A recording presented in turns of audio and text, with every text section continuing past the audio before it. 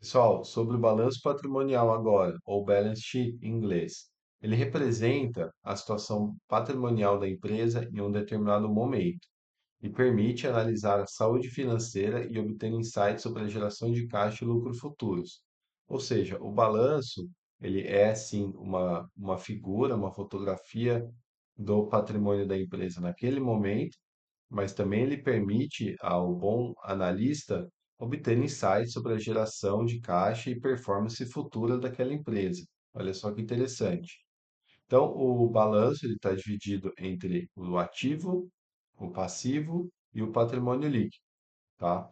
O ativo são os assets em inglês, eles são os recursos sob controle da empresa, os quais permitirão a geração de benefícios econômicos futuros. Eu vou dar um exemplo aqui, um exemplo muito clássico. Quando nós falamos de um ativo, nós falamos, por exemplo, de uma fábrica. Uma empresa que tem uma fábrica, ela espera receber lucros, dos produtos produzidos por aquela fábrica. Logo, aquilo torna aquela fábrica um ativo daquela empresa. Mas também nós podemos pensar outra coisa, como um software. O software, que foi produzido por aquela empresa, ele vai permitir a venda de licenças, pelas quais essas vendas de licenças serão revertidas em lucro para aquela empresa. Então, também aí a geração de benefícios econômicos futuros. Um outro exemplo, nós temos aí empresas de agro que têm propriedades. Essas propriedades, essas empresas de agro vão fazer suas lavouras, os quais, após a colheita, aí vão trazer a venda de legumes, verduras do mercado. Isso também vai trazer benefícios econômicos futuros. Então, acho que está claro, né, o que são os ativos. Eles dividem-se entre circulante, de curto prazo, 12 meses, ou que tem mais liquidez, e não circulante, de longo prazo, tem mais de 12 meses. Tá bom? Exemplos aqui são caixa, aplicações financeiras, equipamentos, máquinas, estoques, ativos imobilizados, ativos intangíveis, goodwill, títulos e valores imobiliários, empréstimos de mútuo, entre outros, tá? Trouxe aqui os principais, mas com certeza as empresas mundo afora vão ter vários e vários outros exemplos. Passivo, que em inglês são as liabilities, eles são recursos de terceiros que resultarão em saída de benefícios econômicos da empresa. Olha só, é o contrário do ativo. Então, o que quer dizer isso? Se eu tenho um passivo, ele significa que aquele passivo ele vai, eh, ele vai trazer uma saída de recursos da empresa no futuro, tá bom? A gente pensa que um passivo, o principal que nos vem à mente é só as dívidas, né, os financiamentos. Então, quando eu tenho um passivo de uma dívida, eu tenho lá no meu balanço o meu saldo devedor da dívida, tá? Então, se eu tenho, por exemplo, numa empresa grande, 1 bilhão de reais de dívida, quer dizer o quê? Que a empresa vai ter a obrigação de pagar aquele 1 bilhão de reais a dívida ao longo do tempo futuro, ok? E também para os ativos, assim como os ativos, os passivos eles são divididos entre circulante e não circulante. Aqui no caso da dívida, por exemplo, fica mais fácil explicar. Essa dívida de 1 bilhão de reais, vamos supor que desses 1 bilhão de reais, 100 milhões de reais deverão ser pagos em 12 meses. Os outros 900 serão pagos após esses 12 meses. Então, eu tenho que apropriar no balanço patrimonial, dentro do passivo circulante, esses 100 milhões de reais de dívida, tá? Que eles estão no curto prazo. E os outros 900, eles vão para o passivo não circulante de longo prazo. Então, exemplos de passivos. Como eu já dei, empréstimos e financiamentos, pagamentos de fornecedores, contas a pagar para fornecedores, impostos a pagar, obrigações trabalhistas com os funcionários, eventualmente processos judiciais e também multas aqui, porque mútuo pode ser um passivo pode ser um credor ou um devedor. Mas por que, né, que as empresas aí então vão ter passivos?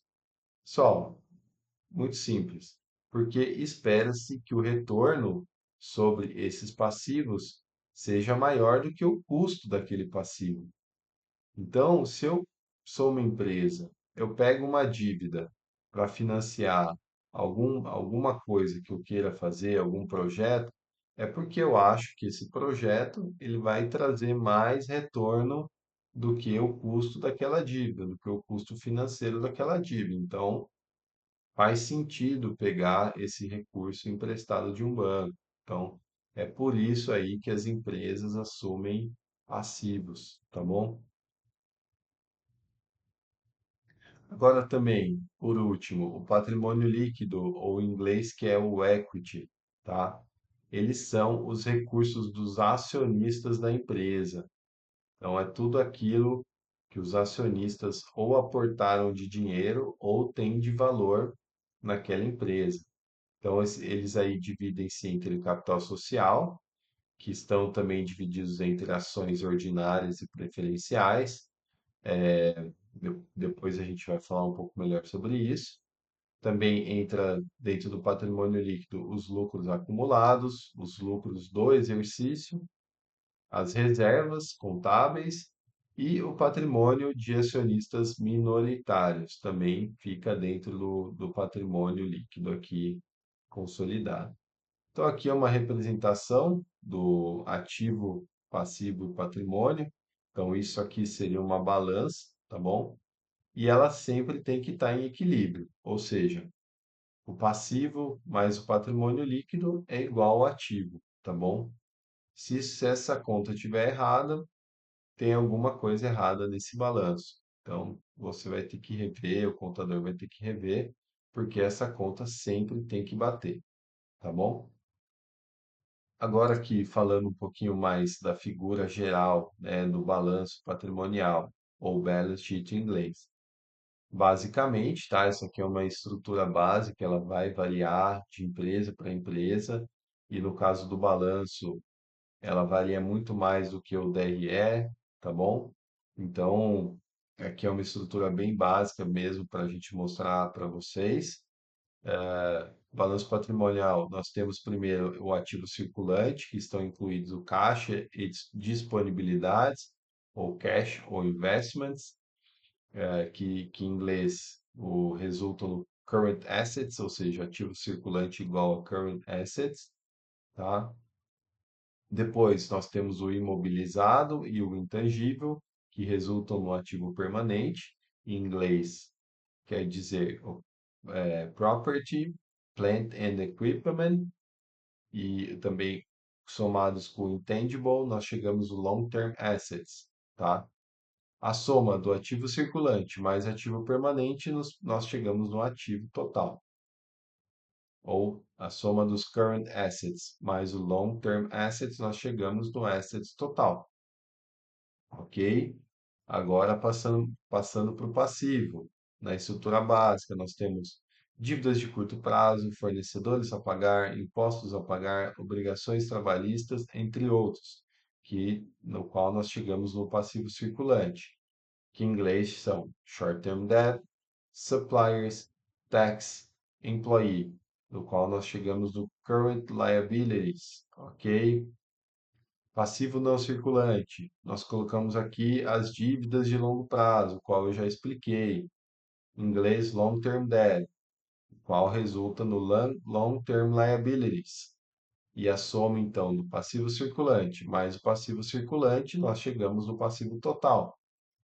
E a soma igual à soma do current liabilities mais o long-term liabilities, nós chegamos dos liabilities, dos total liabilities, ok? Ok, pessoal, agora do equity, ou patrimônio líquido, é a soma do capital social mais lucros acumulados e, eventualmente, mais reservas, patrimônios de acionistas minoritários e etc.